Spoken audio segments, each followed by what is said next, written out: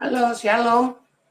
Bapak Ibu yang terkasih di dalam Tuhan, puji Tuhan hari ini kita bisa berjumpa kembali dalam acara Jesus Way. Saya, Pastor Liana Haryanto, akan meneruskan sesi selanjutnya, yaitu sesi yang kelima. Nah, sebelum kita mulai, kita akan awali dengan doa. Bapak, terima kasih, kami mengucap syukur kalau sampai hari ini kami boleh sehat, kami boleh diberkati, kami boleh mengalami kasih karunia dan anugerah-Mu, itu semua karena kebaikan-Mu Tuhan. Terima kasih Bapak, terima kasih Roh Kudus Bapak. Sebentar kami mau sharing firman-Mu, urapi setiap kami, urapi hamba-Mu, juga urapi semua pendengar yang sedang mendengarkan acara Jesus Way ini Tuhan. Kami percaya kuasa Roh Kudus-Mu ambil alih, sehingga apapun yang kami bicarakan pada hari ini Tuhan, boleh menjadi kekuatan, menjadi contoh, menjadi rema bagi setiap kami. Sehingga hidup kami boleh semakin hari semakin berkenan di hadapan-Mu. Demikian Tuhan, kami serahkan semuanya acara ini mulai dari awal sampai akhir. Kami percaya Tuhan ilahi sehingga kami boleh mengerti seperti apa yang Engkau mau. Terima kasih Bapak. Hanya di dalam nama Tuhan Yesus kami sudah berdoa dan kami mengucap syukur. Haleluya. Amin. Puji Tuhan Bapak Ibu Saudara, kalau yang lalu sesi 1 dan 4 yang lalu kita sudah berbicara banyak tentang panggilan dan pilihan Allah ya. Panggilan dan pilihan Allah di mana didasari di ayat 2 Petrus 1 ayat 3 sampai 15. Nah, kalau untuk sesi yang 1 dan 4 kita sudah kemarin sama-sama belajar, sesi-sesi itu berbicara lebih kepada bagaimana mempersiapkan diri kita secara pribadi untuk mengerjakan panggilan dan pilihan Allah. Di mana dimulai di sesi yang 1 ya, mungkin kita sedikit akan mereview. Mungkin bagi Bapak Ibu Saudara yang mungkin belum mendengar penjelasannya secara ringkas, secara detail, nanti bisa buka di konten Jesus Way dari Smart People Church, sesi 1, sesi 2, 3, dan 4. Di mana sesi 1 yang lalu kita sudah bicara tentang oleh karena, ya sekali lagi, oleh karena kuasa ilahinya, kita, saya, dan saudara bisa terima anugerah untuk kita bisa mengenal Dia dengan benar. Bukan dengan kekuatan kita sendiri, tetapi sekali lagi dengan kuasa ilahinya. Itu yang luar biasa Bapak Ibu Saudara.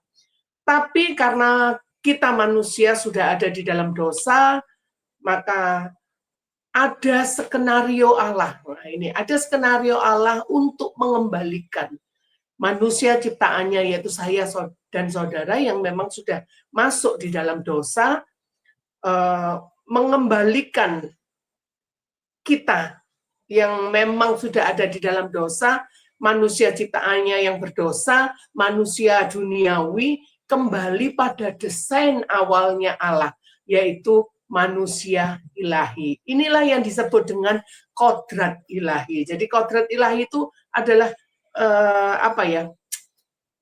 kerinduan Allah, skenario Allah di mana Allah merindu mengembalikan posisi saya dan saudara yang sudah jatuh di dalam dosa kembali kepada manusia ilahi seperti desain awal Allah menciptakan saya dan saudara. Ini sudah kita sharingkan di sesi yang kedua ya Bapak Ibu Saudara, dan sesi ketiga yang lalu kita juga sudah sharing bersama bagaimana kita mempersiapkan diri untuk mengerjakan itu semua. Dimulai dengan dasar iman, terus kepada iman ditambahkan suatu perbuatan atau kebajikan, terus ditambahkan lagi pengetahuan, ditambahkan lagi penguasaan diri, di penguasaan diri kita tambahkan lagi ketekunan, dan semuanya itu kita kerjakan sampai timbul, sampai muncul suatu kesalehan hidup, di mana kesalehan hidup itu adalah satu level di mana lebih dari semua itu, lebih dari taat, lebih dari lebih dari yang sudah kita lakukan. itu kesalehan. Sampai pada satu titik kita bisa masuk ke karakter rohani yang terakhir, yaitu karakter yang 7 adalah kasih.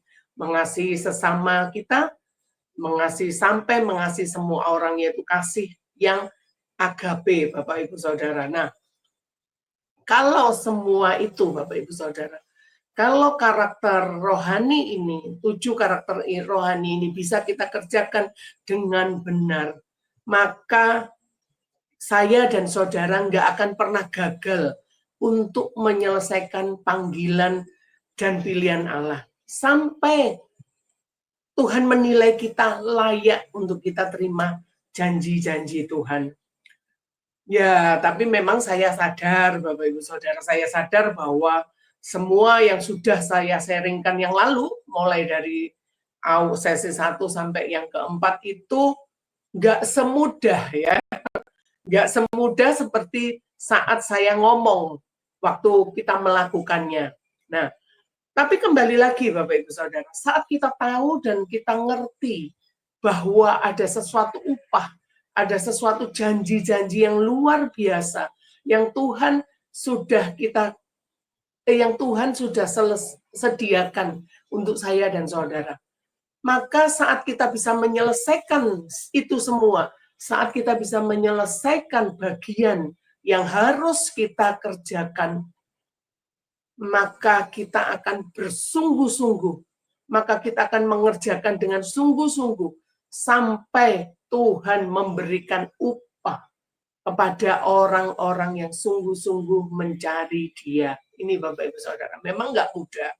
Memang sekali lagi nggak mudah, nggak semudah seperti saya yang waktu berbicara, waktu kita melakukannya. Tapi saat kita mengerti bahwa ada sesuatu upah, ada sesuatu anugerah, ada sesuatu janji kekal yang sangat berharga dan sangat luar biasa yang Tuhan sudah sediakan untuk saya dan saudara, maka saya dan saudara akan mengerjakan semua ini dengan sungguh-sungguh. Amin. Karena Tuhan itu akan memberikan upahnya, Bapak Ibu Saudara, bagi orang-orang yang sungguh-sungguh mencari Dia. Kita coba buka satu ayat ya Bapak Ibu Saudara di Ibrani 11.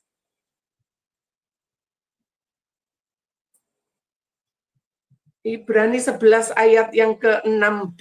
Ibrani 11 ayat yang ke-6b. Saya akan baca dari awal aja ya, Ibrani 11 ayat yang ke-6, demikian firman Tuhan. Tetapi tanpa iman tidak mungkin orang berkenan kepada Allah, sebab barang siapa berpaling kepada Allah, ia harus percaya bahwa Allah itu ada dan bahwa Allah memberi upah kepada orang yang sungguh-sungguh mencari Dia. Sekali lagi bahwa Allah memberi upah kepada orang yang sungguh-sungguh mencari Dia. Amin. Jadi Bapak Ibu Saudara, memang nggak mudah, tapi firman Tuhan memberikan janji yang luar biasa untuk saya dan saudara. Kalau kita kerjakan sungguh-sungguh, maka upah janji Tuhan yang luar biasa Tuhan akan sediakan, Tuhan akan berikan untuk saya dan saudara. Nah, apa yang biasanya menghalangi, apa yang biasanya sebagai penghalang saat kita mau melakukan itu semua, saat kita mau mengerjakan panggilan pilihan Allah itu.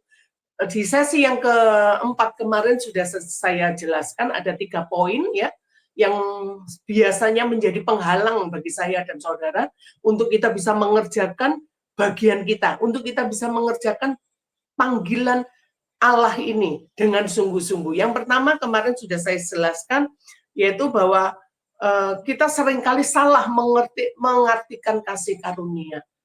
Yang kedua, kemarin sudah kita pelajari bersama adalah malas, ya, Bapak Ibu Saudara. Dan yang ketiga adalah cinta dunia. Nah, ini 3 hal ini yang biasanya seringkali menjadi penghalang bagi saya dan saudara untuk melakukan pekerjaan seperti apa yang Tuhan mau, Bapak Ibu Saudara. Nah, untuk penjabarannya, kalau Bapak Ibu Saudara ingin belajar juga, nanti bisa buka di konten Jesus Way di minggu yang lalu, sesi yang keempat, di sana dijelaskan seperti apa kita salah mengerti tentang kasih karunia, bagaimana yang dikatakan males itu terus bagaimana yang dikatakan cinta dunia itu semua ada di sana. Oke?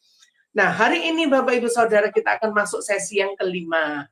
Nah, sesi kelima ini bukan lagi fokus tentang diri kita sendiri atau diri kita secara pribadi. Kalau seperti yang di awal tadi saya sebutkan, kalau sesi 1 dan sesi 4 itu lebih fokus kepada bagaimana kita mempersiapkan diri dalam mengerjakan panggilan dan pilihan Allah itu. Nah, untuk sesi yang kelima bukan lagi tentang fokusnya bukan lagi tentang diri kita secara pribadi, Bapak Ibu Saudara. Tetapi lebih fokus kepada bagaimana saya dan saudara harus sudah siap untuk mengestafetkan, ya. Jadi sekali lagi, bukan lagi tentang pribadi, membahas tentang fokus gimana kita mempersiapkan diri secara pribadi, bukan itu lagi. Tetapi di sesi yang kelima ini lebih fokus kepada bagaimana cara saya dan saudara harus sudah bisa, harus sudah siap untuk mengestafetkan rencana Tuhan yang besar. Nah, ini Bapak Ibu Saudara, kenapa kok seperti itu?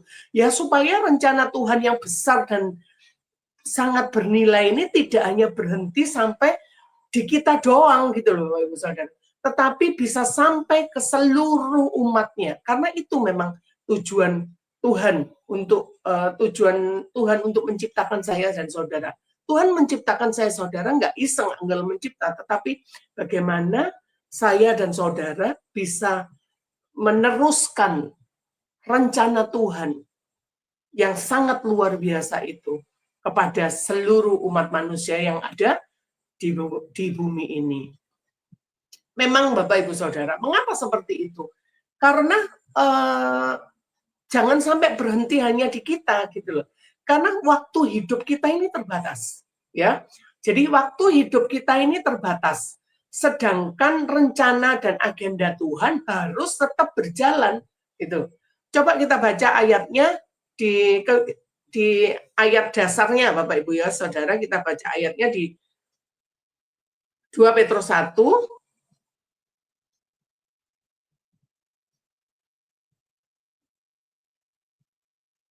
2 Petrus 1, ini ayat dasar kita. Kalau yang pertama dimulai dari 3 sampai 15. Nah, sekarang di sesi terakhir kita baca di ayat yang ke-12 sampai 15. 2 Petrus 1 ayat 12 sampai 15. Saya akan membacakan firman Tuhan. Demikian firman Tuhan, karena itu aku senantiasa bermaksud mengingatkan kamu akan semuanya itu. Sekalipun kamu telah mengetahuinya dan telah teguh di dalam kebenaran yang telah kamu terima. Aku menganggap sebagai kewajibanku untuk tetap mengingatkan kamu akan semuanya itu selama aku belum menanggalkan kemah tubuhku ini. Sebab aku tahu bahwa aku akan segera menanggalkan kemah tubuhku ini sebagaimana yang telah diberitahukan kepada oleh Yesus Kristus Tuhan kita, tetapi aku akan berusaha supaya juga sesudah kepergianku itu kamu selalu mengingat semuanya itu. Dari ayat 12 sampai 15 ini adalah seperti apa, bagaimana seorang Petrus yang selalu mengingatkan murid-muridnya. Bahasa ringkasnya kalau dengan kata-kata sendiri gini, Petrus ini tahu bahwa usianya terbatas, bahwa dia pasti satu titik akan meninggal Bapak Ibu Saudara. Nah, sedangkan dia tahu bahwa dia sudah terima agenda Tuhan, rencana Tuhan yang luar biasa. Nah, kalau dia mati tapi meninggal, tetapi dia nggak ada, dia tidak meneruskan, mengestafetkan rencana Tuhan yang sudah dia terima kepada orang-orang lain, maka rencana Tuhan itu akan stop kepada seorang Petrus. Nah, ini Bapak Ibu Saudara, makanya tadi di situ dikatakan bagaimana Petrus selalu mengingatkan. Di situ di ayat 12 sampai 15 tadi sering dikatakan mengingatkan muridnya tentang supaya mereka tetap teguh dalam pengajaran yang sudah mereka terima. Artinya apa? Inilah yang disebut dengan memuridkan Bapak Ibu Saudara. Jadi sesi yang kelima ini lebih fokus kepada bagaimana sesudah kita diperlengkapi Tuhan di sesi yang 1 sampai 4, Nah, di sesi yang kelima ini, bagaimana kita bisa meneruskan, mengestafetkan apa yang sudah Tuhan kerjakan di dalam hidup saya dan saudara, untuk kita bisa meneruskan agenda Tuhan kepada semua orang yang ada di bumi ini. Ini yang disebut memuridkan, Bapak Ibu Saudara. Jadi apa yang ada pada kita, jadi sekali lagi semua yang ada pada kita, mungkin saya nggak perlu sebutkan lagi tentang hal-hal yang sudah kita bicarakan di sesi 1 dan sampai ke 4, harus kita teruskan. Kenapa? Supaya rencana Tuhan itu berlanjut di dalam semua orang yang ada di muka bumi ini, Bapak Ibu Saudara. Nah, ini harus kita lakukan, ya. Jadi harus kita lakukan. Contoh lagi, bagaimana bagaimana pribadi itu ke Tuhan Yesus, bagaimana pemuritan yang juga dilakukan oleh Tuhan Yesus. Bapak Ibu Saudara, yang mengikut Tuhan Yesus itu banyak, betul? Ya. Jadi kita tahu kemana Tuhan pergi, kemana Tuhan melangkah, pasti yang ikuti dia ini banyak.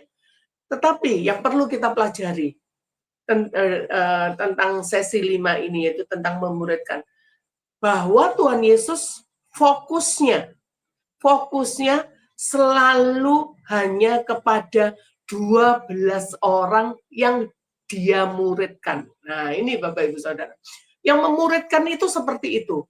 Tuhan Yesus pun sendiri memberikan teladan bahwa dia sendiri, meskipun banyak orang yang mengikutinya, banyak orang yang selalu mungkin di mana Yesus berada, dia berada. Tetapi Tuhan Yesus fokus hanya kepada 12 orang yang Tuhan mau. 12 orang ini yang nantinya harus meneruskan agenda Tuhan di muka bumi ini.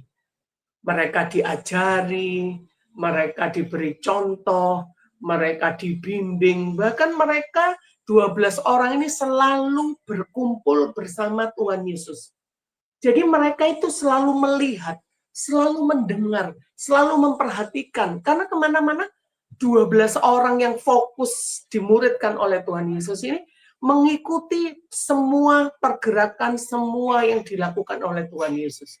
Nah, sampai titik, ya sekali lagi, mereka diajari, mereka diberi contoh, mereka dibimbing, dan selalu berkumpul bersama-sama, mendengarkan suara Tuhan, mendengarkan nasihat Tuhan, sampai titik mereka jadi pelaku seperti yang mereka teladani dari pribadi Tuhan Yesus. Nah, ini memuridkan itu seperti itu, Bapak Ibu Saudara. Jadi nggak berhenti sampai di sini kita. Kita pun harus bisa menteladani, memberi contoh kepada orang-orang di sekitar kita. Yang mana nanti orang-orang itu kita bisa percaya untuk kita muridkan, dan mereka yang akan meneruskan agenda rencana besar Tuhan untuk semua orang yang ada di muka bumi ini. Nah, murid-murid itu, waktu Tuhan Yesus menyembuhkan, mereka melihat. Waktu Tuhan Yesus melakukan mujizat, mereka melihat. Waktu Tuhan Yesus melakukan banyak hal, Tuhan Yesus mengusir setan dan lain sebagainya. Banyak hal yang Tuhan kerjakan. Murid-murid ini, 12 murid ini, mereka melihat, mereka mendengar, mereka tahu, mereka mengerti bagaimana cara Tuhan untuk mengerjakan panggilannya itu. Nah, ini Bapak Ibu Saudara. Ini loh yang disebut dengan pemuritan. Dan ini, dan yang dimaksud memuridkan ini, pemuritan ini nggak hanya berhenti kepada mereka yang lalu, zaman perjanjian lama, enggak. Tetapi memuridkan ini, pemuritan ini juga harus menjadi bagian yang harus kita kerjakan, Bapak Ibu Saudara. Pemuritan ini menjadi satu perintah yang Tuhan juga sudah tulis di firman Tuhan, yaitu tentang amanat agung. Nah, ini amanat agung ini seperti ini, Bapak Ibu. Coba kita baca ya di Matius 28. Matius 28 ayat 19 sampai 20. Matius 28 ayat 19 sampai 20. Demikian firman Tuhan. Karena itu pergilah, jadikanlah semua bangsa muridku, dan baptislah mereka dalam nama Bapa dan Anak dan Roh Kudus. 20. Dan ajarlah mereka melakukan segala sesuatu yang telah kuperintahkan kepadamu. Dan ketahuilah aku menyertai kamu senantiasa sampai kepada akhir zaman. Nah, Bapak, Ibu, Saudara, saya dan saudara harus mau tidak mau setelah kita diperlengkapi secara pribadi, setelah kita dipersiapkan secara pribadi, di sesi yang sudah saya sharingkan di sesi 1 dan sesi sampai 4. Nah, hari ini kita akan melakukan tugas kita yang terakhir, yaitu kita harus melakukan amanat agung. Di situ dikatakan apa tadi? Pergilah, jadi jadikan bangsa muridku. Nah ini, pergilah jadikan bangsa muridku dan ajari mereka seperti yang sudah Tuhan Yesus lakukan untuk saya dan saudara. Nah ini Bapak Ibu Saudara. Jadi di memuridkan ini masuk bagian dalam amanat agung, di mana di situ inti dari amanat agung, inti dari pemuridan itu diajarkan adalah jadikan mereka muridku dan ajari mereka seperti yang Tuhan Yesus sudah lakukan, yang Tuhan Yesus sudah ajarkan kepada saya dan saudara. Nah, ini Bapak Ibu Saudara. Ini yang disebut dengan pemuritan, memuridkan itu seperti itu, yaitu masuk di dalam bagian amanat agung. Loh Bu, saya nggak bisa apa-apa, Bu, saya nggak bisa ngomong, saya nggak pinter apa-apa. Bapak Ibu Saudara, amanat agung ini bukan himbauan, tetapi amanat agung ini adalah perintah Tuhan yang harus kita lakukan. Jadi mau tidak mau, saya dan saudara harus melakukan ini. Mungkin kita tidak pinter ngomong, mungkin kita tidak pinter khotbah, atau bahkan kita tidak pinter ayat-ayat itu.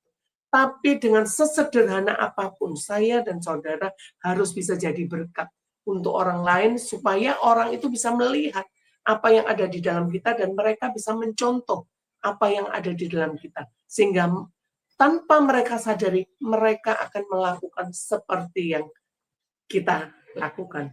Kita melakukan apa yang sudah Tuhan Yesus ajarkan, maka kita contohkan kepada mereka. Saya percaya mereka pun pasti akan bisa satu titik, mereka juga akan mengerjakan seperti yang kita kerjakan. Nah, itu Bapak Ibu Saudara. Nah, sekarang pertanyaannya, bagaimana Bu? Bagaimana saya bisa memuridkan seperti ini? Bagaimana saya bisa memuridkan? Nah, yang pertama ada 3 poin di sini bagaimana kita bisa memuridkan. Yang pertama, hidup kita harus menjadi teladan. Jadi untuk kita bisa memuridkan seseorang atau memuridkan orang-orang yang ada di sekitar kita, hidup kita harus jadi teladan. Hidup kita ini bisa dilihat orang, dan hidup kita ini harus menjadi cermin bagaimana Kristus ada di dalam hidup kita. Nah, kalau hidup kita nggak bisa mencerminkan pribadi Kristus, bahkan hidup kita nggak bisa menjadi contoh dan teladan, karena kita adalah suratan Kristus yang terbuka. Jangan berharap kita akan bisa memuridkan atau kita bisa melakukan amanat agung itu bagi orang-orang di sekitar kita. Kita nggak malah jadi berkat, tetapi kita malah jadi batu sandungan. Ternyata wong Kristen podo ae, wong Kristen juga hidupnya seperti itu, wong Kristen juga hidupnya sungut-sungut, protes, ngomel-ngomel. Hidup orang Kristen ya hidupnya cek rame aja, setiap hari keluarganya berantakan, suara keluarganya bertengkar dan macam-macam. Mulut, podo ae wong Kristen ya mulutnya masih kotor, mulutnya masih kasar, suka masih berbohong, masih mempermalukan, masih nggak bisa jaga dirinya. Nah itu Bapak Ibu. Kalau hidup saya dan saudara masih ada di posisi itu, saya sangat yakin bahwa saya dan saudara nggak bisa akan menjadi teladan bagi mereka. Mereka nggak akan melihat pribadi Kristus di dalam hidup kita. Bahkan mereka akan mencemooh, mereka akan nggak malah malah kita mempermalukan Tuhan gitu loh Bapak Ibu Saudara. Nah, coba kita buka satu ayat di Yohanes 13 ayat yang ke-15.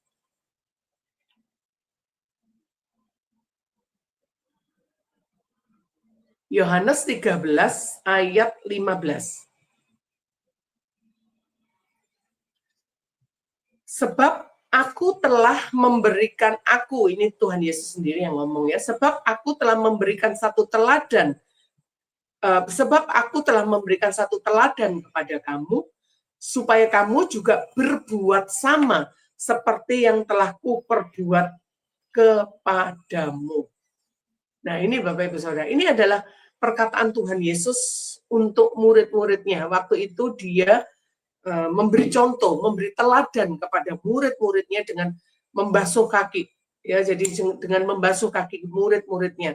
Di situ Tuhan katakan, aku telah memberikan contoh, teladan kepada kamu. Teladan apa yang dicontohkan oleh Tuhan Yesus? Satu kerendahan hati. Seorang hati yang mempunyai hati yang hamba sebagai hamba. Inilah teladan yang waktu itu dicontohkan oleh Tuhan Yesus. Di situ Tuhan Yesus katakan, aku telah memberikan satu teladan kepada kamu, supaya apa? Supaya kamu juga berbuat sama seperti yang telah kuperbuat kepadamu. Nah ini Bapak Ibu Saudara. Jadi yang pertama untuk kita bisa memuridkan, untuk kita bisa melakukan amanat agung yang merupakan satu perintah yang harus kita kerjakan, yang harus saya dan saudara kerjakan. Yang pertama adalah hidup kita harus menjadi teladan, Bapak Ibu Saudara. Hidup kita harus menjadi contoh bagi orang-orang di luar kita. Baik, mungkin tanpa perkataan pun, melalui perbuatan kita, melalui kasih kita, orang akan melihat, oh ternyata orang Kristen itu berbeda ya. Ternyata orang Kristen itu kasih, ternyata orang Kristen itu sabar, murah hati, masih disakiti, masih diapanya, yo kok bisa tetap mengampuni. Murah hati banget ya, tidak pelit sama sekali, setiap ada berkat, kita semua bisa diberkati. Nah ini Bapak Ibu. Melalui perbuatan yang kita kerjakan, maka hidup kita akan menjadi teladan bagi mereka. Sehingga tanpa kita ngomong pun mereka akan melihat Tuhan orang Kristen, yaitu Yesus Kristus, adalah Tuhan yang luar biasa. Tuhan yang memberikan contoh.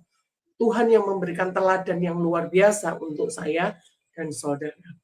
Teladan ini, yaitu tadi seperti yang saya sebutkan, teladan ini bukan hanya cuma di hal-hal yang rohani ya Bapak Ibu Saudara, tapi di dalam semua aspek hidup kita.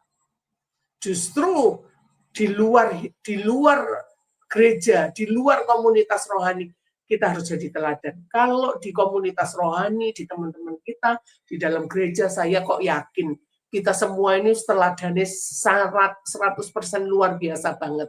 Nah ini, tapi belum tentu kalau kita di luar komunitas kita sendiri atau di luar gereja, saat kita kumpul dengan orang-orang di komunitas keluarga, kumpul dengan teman-teman sekerja kita di kantor, kumpul dengan teman-teman yang lain, pelayanan yang lain. Nah, disinilah saudara dan saya harus menjadi teladan di dalam semua hidup kita.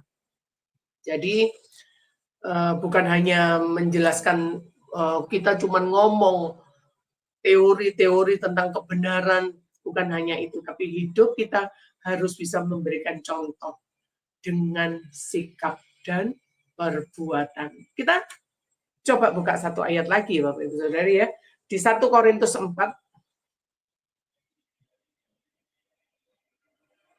1 Korintus 4 ayat 15-16. 1 Korintus 4 ayat 15-16. 1 Korintus 4 ayat 15, demikian firman Tuhan. Sebab sekalipun kamu mempunyai beribu-ribu pendidik di dalam Kristus, kamu tidak mempunyai Bapa.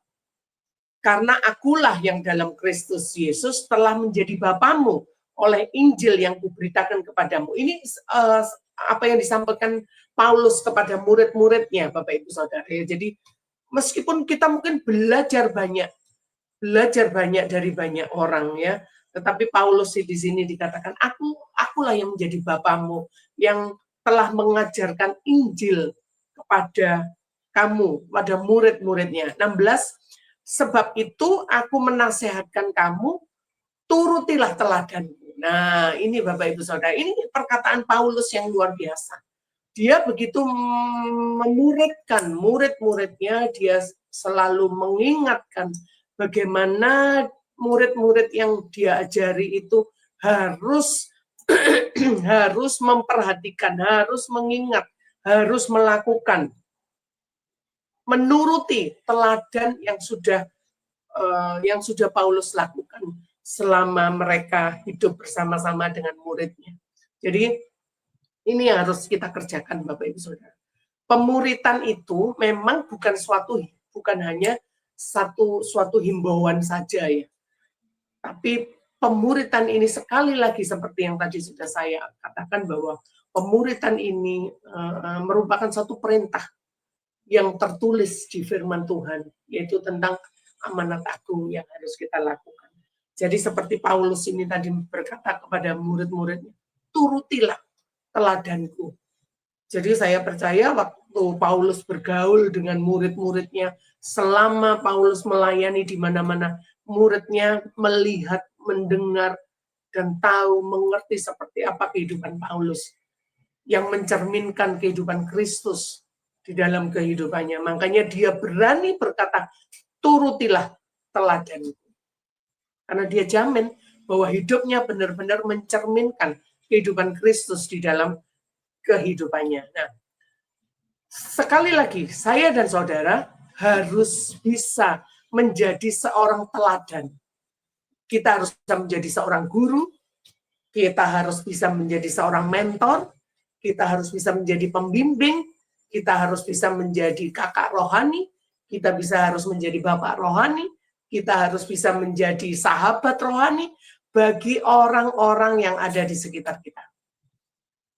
Nah, dari situ, melalui kehidupan kita bisa menjadi teladan bagi mereka.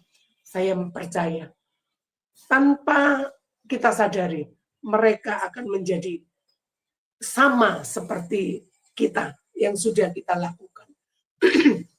Seperti kita sering dengar ya, bagaimana kita bergaul, dengan siapa kita bergaul, maka seperti itu yang akan terjadi, yang akan mengubah hidup kita. Saya percaya kalau kita bergaul dengan sesuatu yang benar, yang baik, maka semua itu akan mengubah mereka menjadi baik dan benar seperti yang sudah kita lakukan. Satu ayat lagi, kita buka di 1 Korintus 11.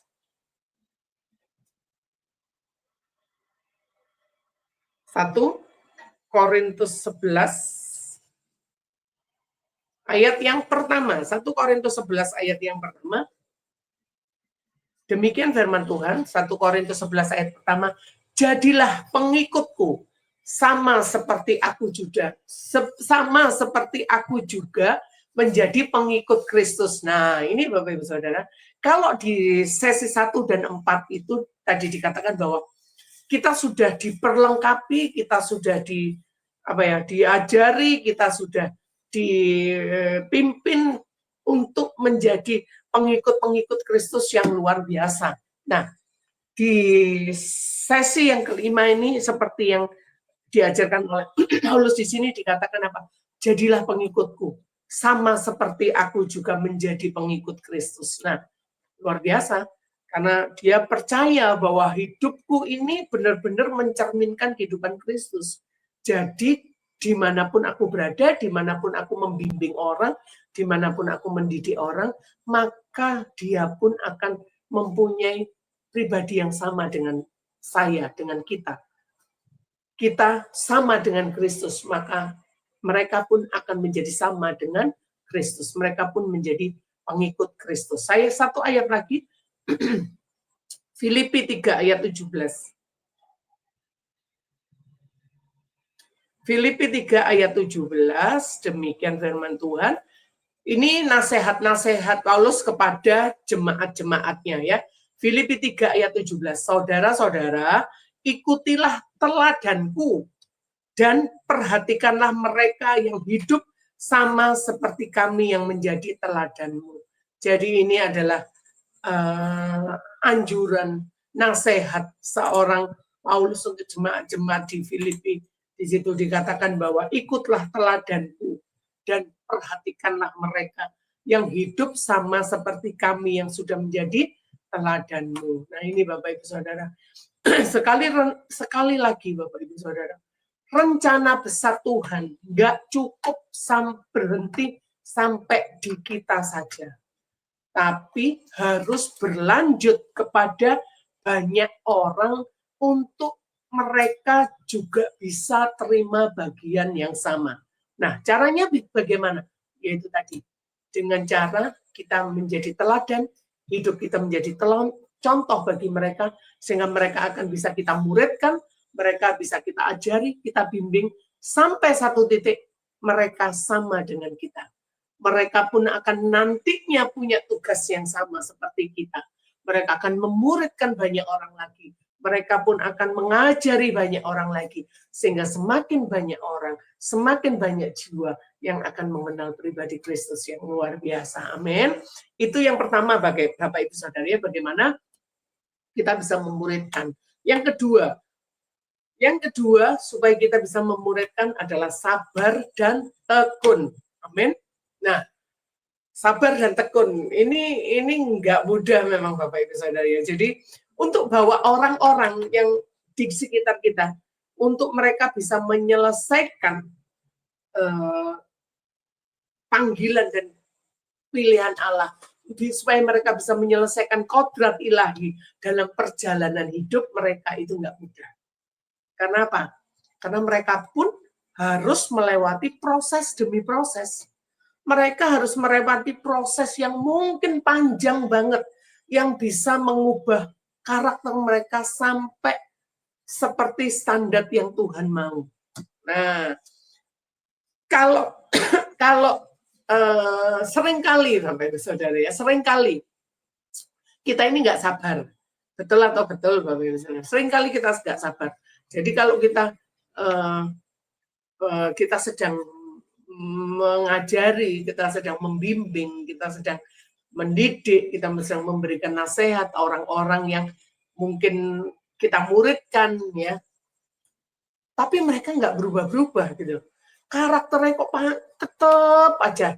Dari awal kita ngajari sampai hari ini kita ngajari mungkin sudah berbulan-bulan, bahkan sudah bertahun-tahun, tapi kok masih mereka tetap ada bagian-bagian dari kehidupannya yang tidak mengalami pertumbuhan yang luar biasa. Nah, ini Bapak Ibu Saudara. Makanya tadi disebutkan poin yang kedua adalah harus sabar.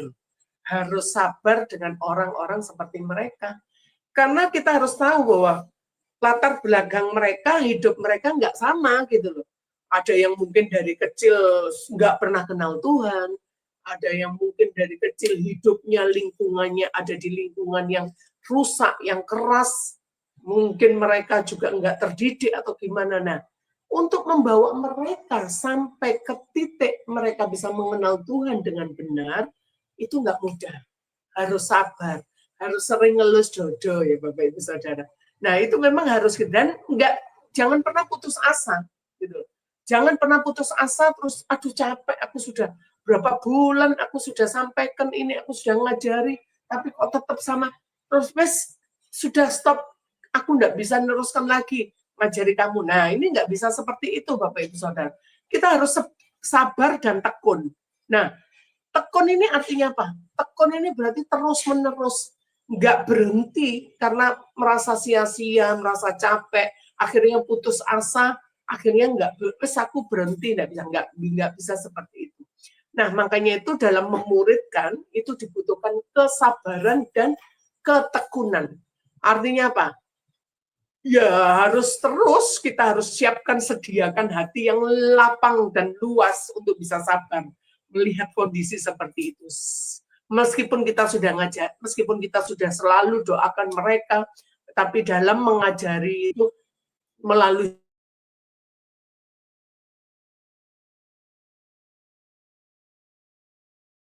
Bapak Ibu Saudara. Contoh Tuhan Yesus sendiri, waktu mereka bersama ke-12 muridnya, Tuhan Yesus juga mengalami seperti itu loh Bapak Ibu Saudara.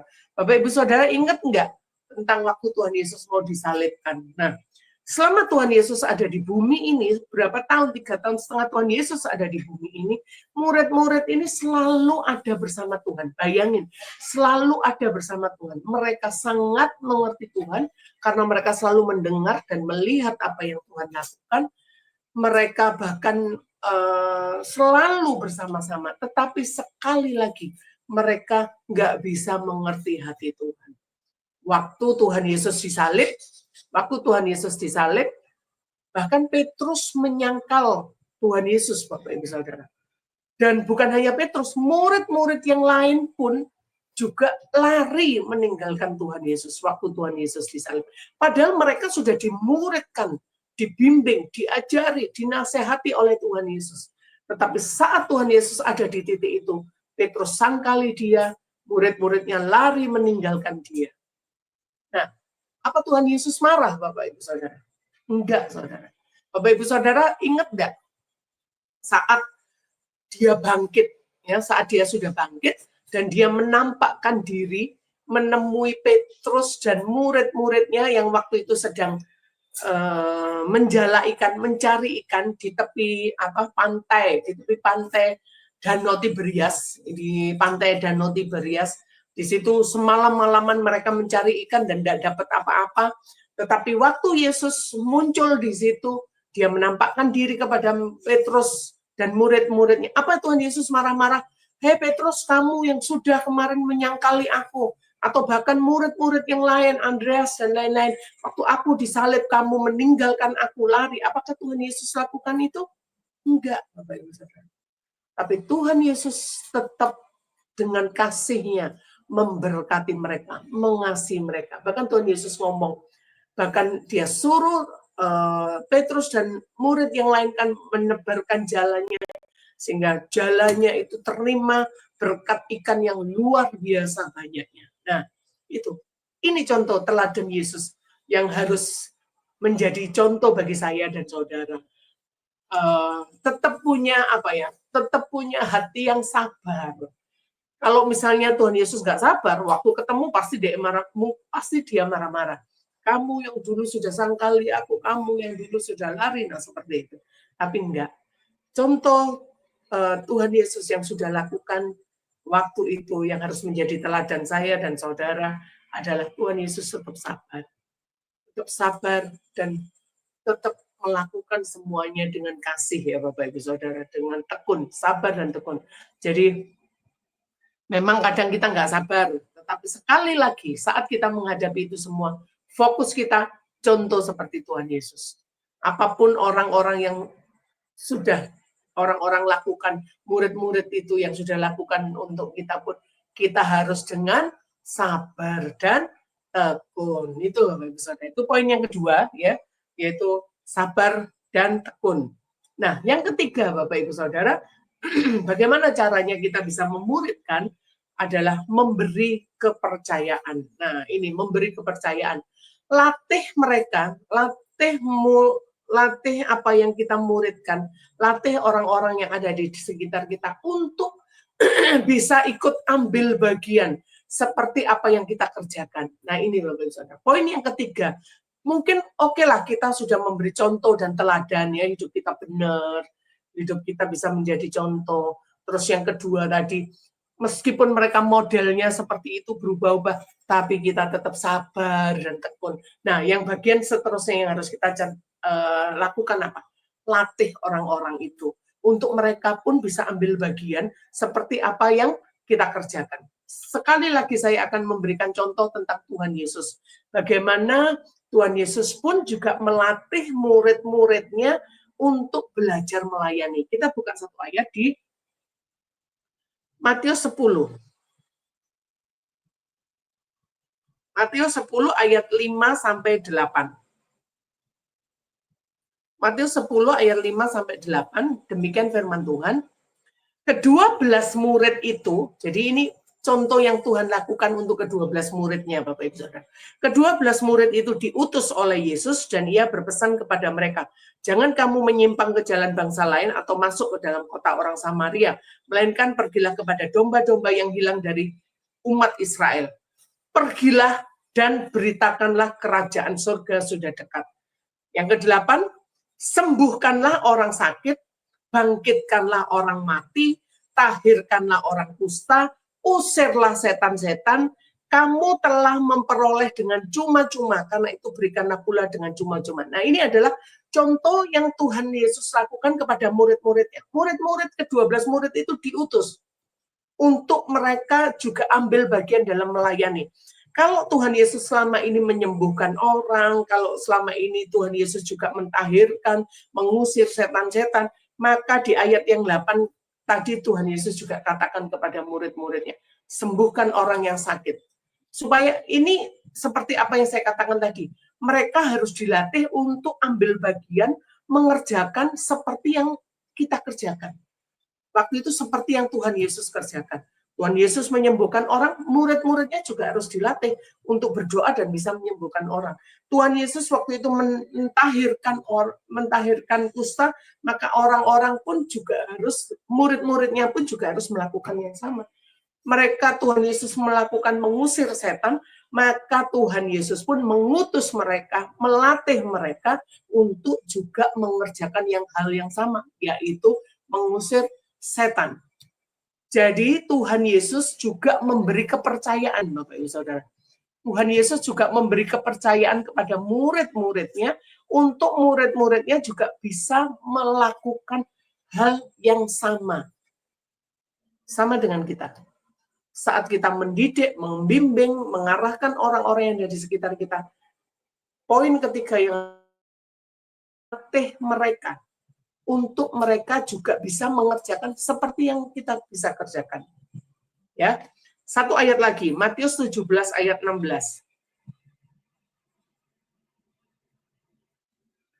Matius 17 ayat 16. Demikian firman Tuhan. Matius 17 ayat 16. Ya, ini ceritanya ada orang yang datang kepada Tuhan Yesus karena istilahnya protes ke Tuhan Yesus. Ayat yang ke-16 ngomong gini, aku sudah membawanya kepada murid-muridmu, tetapi mereka tidak dapat menyembuhkannya. Nah, ini nanti Bapak Ibu Saudara kalau mau baca cerita di atas ini, Yesus menyembuhkan seorang anak muda yang sakit ayan, ya. Jadi anaknya orang ini yang sakit ayan sudah dibawa ke murid-muridnya, tetapi sudah didoakan, tapi setelah murid-murid ini mendoakan nggak sembuh gitu. Akhirnya orang ini datang sama Tuhan dan ngomong sama Tuhan, anakku sudah tak bawa ke mereka, tapi mereka nggak sembuh. Nah ini Bapak Ibu Saudara, saat proses dilatih, saat murid-murid proses dilatih, berhasil atau tidak berhasil atau gagal, itu hal yang biasa Bapak Ibu Saudara. Di sini pun Tuhan Yesus juga menganggap itu hal yang biasa gitu loh. Makanya terus Tuhan Yesus langsung dia yang ambil alih dan dia yang menyembuhkan anak yang sakit ayan ini. Nah, begitu juga dengan orang-orang di sekitar kita yang sedang kita bimbing, yang sedang kita arahkan. Kalau di dalam proses mereka mengerjakan latihan itu, mereka latihan mendoakan orang tapi nggak sembuh, mereka latihan berkhotbah tapi nggak bisa benar, mungkin masih cuma sekedar cerita, mereka dilatih untuk melakukan hal-hal yang sudah kita kerjakan, tapi mereka belum maksimal. Sekali lagi, itu hal yang biasa, Bapak Ibu Saudara. Tapi saya percaya, saat mereka dilatih seperti itu, terus dilakukan seperti itu, maka semua itu akan berguna bagi mereka. Berguna gimana, Bu?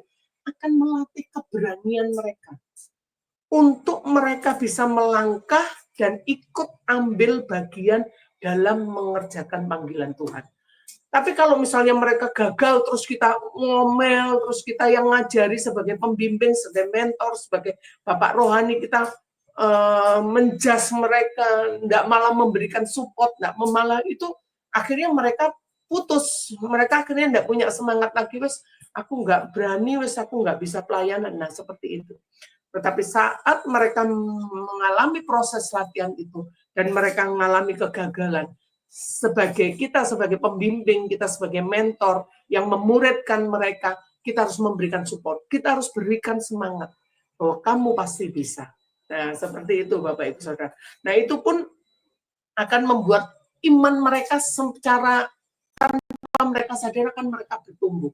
Mereka akan punya keberanian untuk mereka mengerjakan bagian mereka, yaitu mengerjakan panggilan Allah, mengerjakan pelayanan yang sudah Tuhan sediakan untuk mereka, Bapak Ibu Saudara. Jadi sekali lagi Bapak Ibu Saudara, bahwa panggilan dan pilihan Allah yang Tuhan sudah sediakan untuk saya dan saudara ini sangat luar biasa.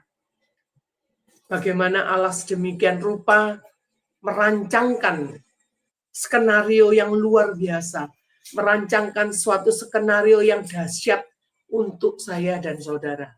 Nah, kalau saya dan saudara, kalau kita bisa melakukan semua itu, yang sudah kita pelajari dari sesi 1 sampai ke 5 ini, Bapak Ibu Saudara, saya percaya Bapak Ibu Saudara, maka seperti apa yang firman Tuhan tulis bahwa kita akan mempunyai hak penuh untuk masuk dalam kerajaan Allah. Ini yang luar biasa. Bayangin Bapak Ibu Saudara, saya dan saudara mempunyai hak penuh untuk masuk kerajaan Allah. Kita akan mempunyai hak penuh untuk terima janji-janji Allah yang kekal untuk setiap kita. Jadi itu yang luar biasa. Jadi kalau hari-hari yang lalu Tuhan memberikan firman ini untuk saya dan saudara untuk mengerjakan panggilan dan pilihan Allah, saya sangat yakin bukan satu kebetulan. Tetapi saat kita sudah mendengarkan mulai dari sesi 1 sampai sesi 5 ini, maka kita akan mengerti bahwa ada tanggung jawab yang luar biasa yang Tuhan yang harus kita kerjakan sampai kita bisa mencapai desain awal Allah, yaitu saya dan saudara ada di dalam kerajaan Allah yang kekal selama-lamanya bersama dengan Dia. Jadi ada upah yang bisa kita terima saat kita bisa melakukan semuanya sampai garis akhir dengan finishing well. Kita tutup dengan satu ayat Bapak Ibu Saudara, dengan ayat Filipi 22 ayat 12. Filipi 22 ayat 12. Demikian firman Tuhan. Wahyu 22 Bapak Ibu Saudara, Wahyu 22 ayat yang ke-12. Wahyu 22 ayat yang ke-12, demikian firman Tuhan. Sesungguhnya aku datang segera dan aku membawa upahku untuk membalaskan kepada setiap orang menurut perbuatannya. Jadi, apa yang kita kerjakan, apa yang kita perbuat, firman Tuhan katakan di Wahyu 22 ayat 12 ini dikatakan, aku akan membawa upahku untuk setiap orang yang akan diberikan kepada saya dan saudara berdasar perbuatan kita, apa yang sudah kita kerjakan untuk Tuhan. Sambung lagi di ayat terakhir, Kolose 3 ayat 24. Kolose 3 ayat 24, demikian firman Tuhan. Kamu tahu bahwa dari Tuhanlah kamu akan menerima bagian yang ditentukan bagimu sebagai upah. Kristus adalah Tuhan dan kamu adalah hambanya. Ayat ini ayat luar biasa Bapak Ibu Saudara. Kamu tahu bahwa dari Tuhanlah kamu akan menerima bagian yang ditentukan bagimu sebagai upah. Jadi Bapak Ibu Saudara, apapun yang kita kerjakan sudah jangan perhitungan sama Tuhan. Loh Tuhan, aku sudah melayani Engkau loh Tuhan. Aku sudah sepenuh waktu, aku sudah full timer melayani Engkau Tuhan. Tapi mana Tuhan upahmu? Hidupku kok masih susah, hidupku kok masih seperti ini, sakitku kok nggak sembuh-sembuh. Nah ini Bapak Ibu Saudara, sudah jangan lagi perhitungan sama Tuhan. Apapun, di ayat yang sebelumnya dikatakan, Kolose 3 ayat yang 23 di situ katakan, Apapun yang kamu perbuatlah dengan segenap hatimu, seperti untuk Tuhan dan bukan untuk manusia. Ini Bapak Ibu Saudara. Saat kita melakukan apapun, baik dalam hal-hal rohani maupun dalam hal-hal sekuler, kalau kita lakukan dengan segenap hati, fokus kita untuk Tuhan. Jangan untuk gembala kita, pelayanan, jangan untuk bos kita di pekerjaan, jangan untuk orang-orang tertentu, mungkin donatur-donatur yang besar di pekerjaan, di pelayanan kita, fokus kita bukan itu. Tapi apapun yang kita kerjakan di kantor, apapun yang kita kerjakan dalam pelayanan di gereja, apapun yang kita kerjakan di mana saja, fokusnya, Tuanku adalah Bapa, Tuanku adalah Allah, dan Dia yang akan memberikan upahnya kepada saya dan saudara, seperti di ayat yang 24 tadi. Tuhan akan memberikan bagian kita sesuai sebagai upah dari apa yang sudah kita kerjakan. Nah, itu Bapak Ibu Saudara, saya sudah sharingkan mulai dari sesi 1 sampai sesi 5 tentang panggilan dan pilihan Allah. Saya percaya apa yang sudah kita sharingkan, apa yang sudah kita pelajari bersama, apa yang sudah kita dengarkan bersama, itu tidak akan pernah kembali sia-sia.